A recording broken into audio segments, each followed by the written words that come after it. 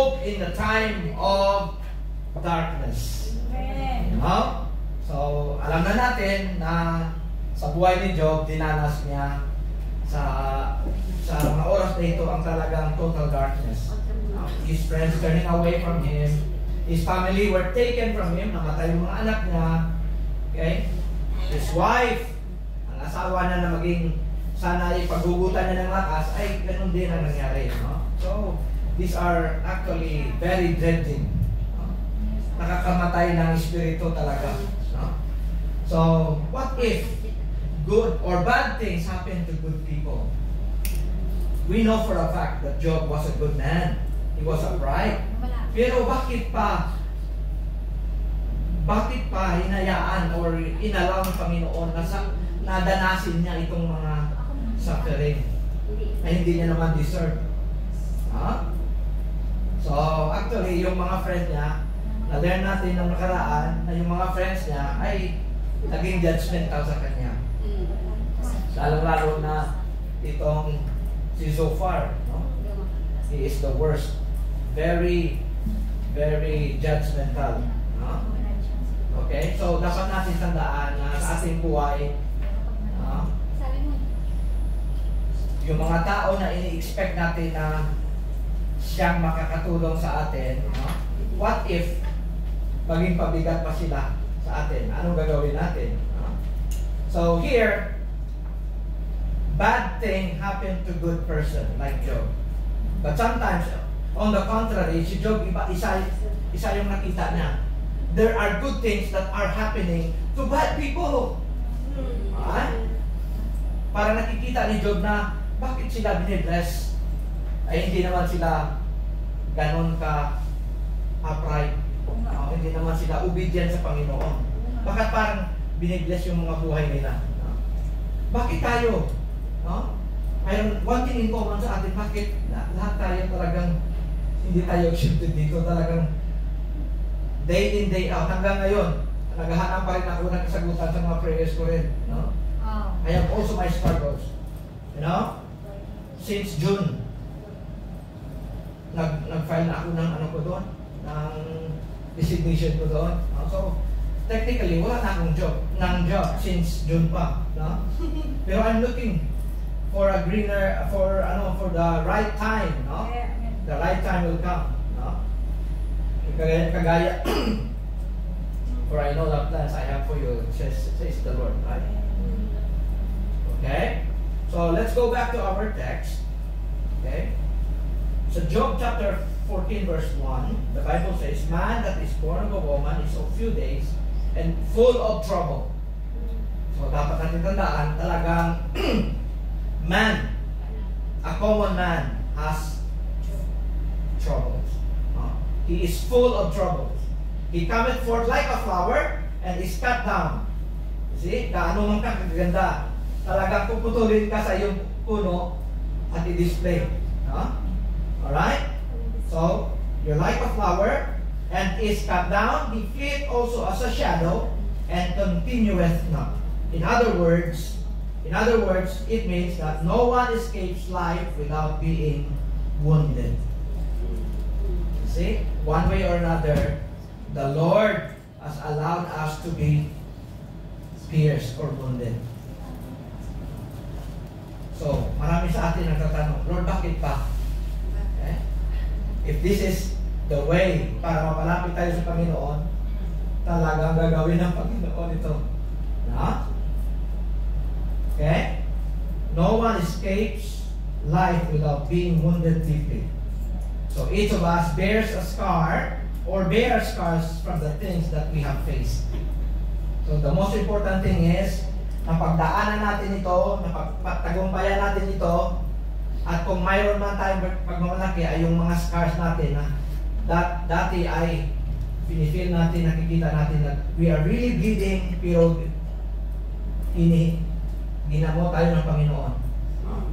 Nilagyan or sinagot ng Panginoon ang ating mga panalangin. We are wounded, but then we experience healing. Amen. Amen. From the Lord. Okay? What else? So, In our scripture lesson this morning, Job has reached to the end of his rope. I said, he is losing his hope. He is totally isolated, alone, and in deep pain. Okay?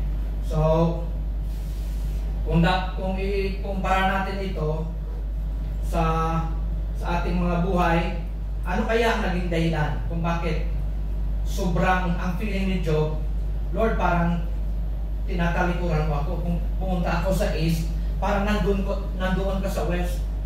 Nung pumunta ako sa north, parang nandoon ka sa south. Napakalayo mo, Lord. There are times na talagang may mga feeling tayo ng gano'n. Parang Panginoon ay tinatabunan niya lang yung dahilan niya sa ating mga panalangin. But aside from that, we also hear some blessings or testimonies of God's favor. Okay? We always see blessings upon blessings sa ating mga kapatiran, and it rekindles our spirit. Si Shing, remember last few weeks ago, she shared with us kung ano yung mga feelings niya. Parang medyo skeptical na siya sa feeling niya, baka ano na to, problema na to. Pero nung pumunta sa doktor, ay blessing. So you see, things happen for a reason, and whatever is, kung paano mo man tinatanaw yung mga problema na dumadating sa iyong buhay, behind that, you will see the greater picture of God's faithfulness. Tandaan natin yan. Gaano man kasakit ang iyong dinadala o kabigat ang iyong dinadala, sana ay makita natin yung kamay ng Panginoon on everything. Okay, so there are factors kung bakit naging ganon kabigat ang spirit ni Job this time. Okay, going back to the first 5 or 6 verses, sa verse 13, bakit kaya? As I've said, nawala na sa kanya ang lahat. And one more thing na nawala sa kanya, nakita natin sa verse 13, ano ito? Not only did he lose his family, not only did he lose his fortune, or his, what else? His friends, he also lost his, what? Fame.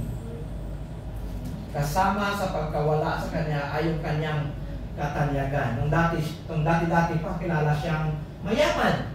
Ngayon, he lost his fame dahil nung nawala yung kanyang mga property. Meaning to say, he lost his influence.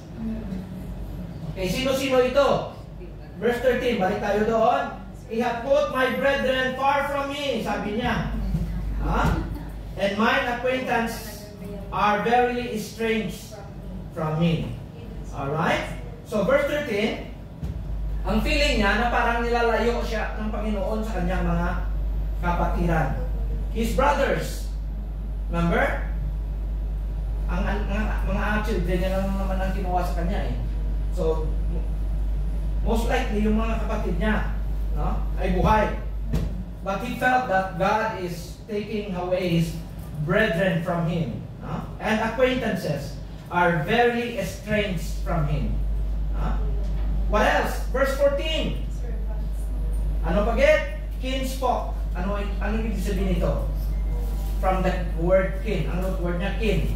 Ibig sabihin, someone from his clan or family. Distant family. Ang brethren niya, at direct family yan, di ba? Kapatid niya . So, ito, yung mga kalahi niya. Okay? Verse 14. They have failed. And then, what else? My familiar friends. Okay? Remember, these 3 friends came over, di ba? At ano sa kanya, nag-empathize sa kanya. Okay? These are close friends. Dito yan, yung mga friends na mga casual friends. But they are familiar with each other, right? So, this time, his familiar friends have forgotten him. Verse 14. Ito, mas lalapit tayo. Verse 15.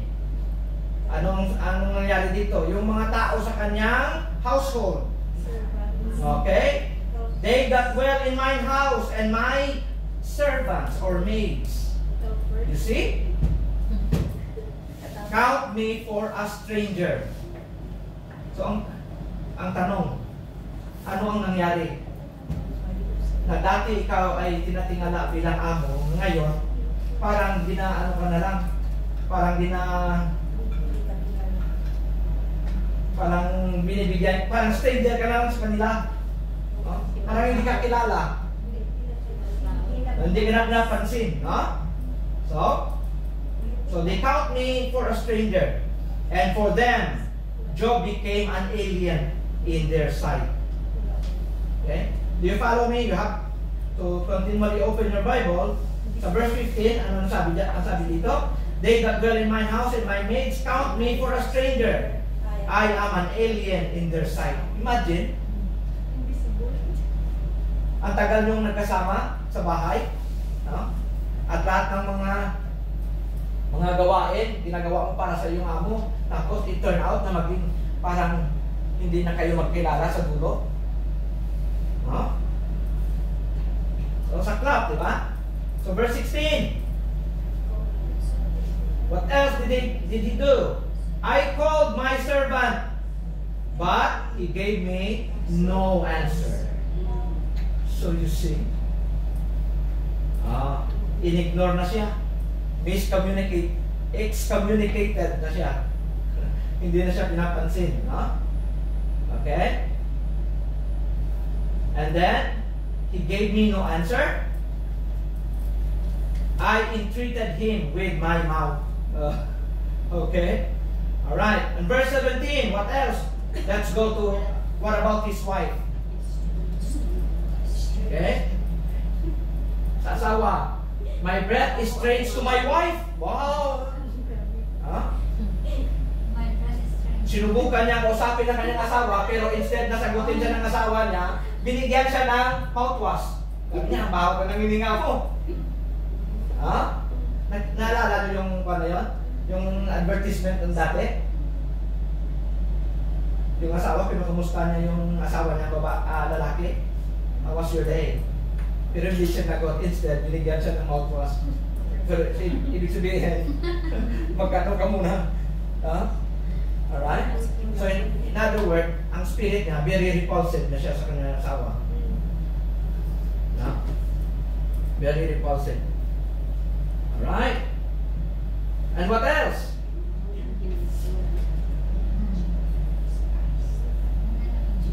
Verse 18. Young children despise me. It doesn't mean this is his children because we learned that ang mga anak na namatay na. Siguro ito yung kanyang mga grandchildren o kaya mga anak ng kanyang mga kapatid, no? Pamangkin, okay? Who used to look up to him, but then this time